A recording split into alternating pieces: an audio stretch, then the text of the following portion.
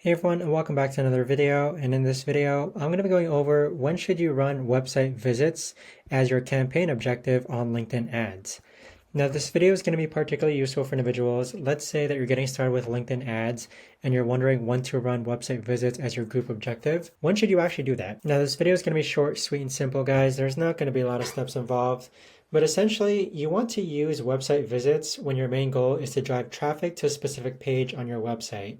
So basically, you want more people to visit your website and explore more content, or you don't have a conversion tracking pixel set up yet. And so with LinkedIn ads, you can basically retarget these visitors later once they visit your website.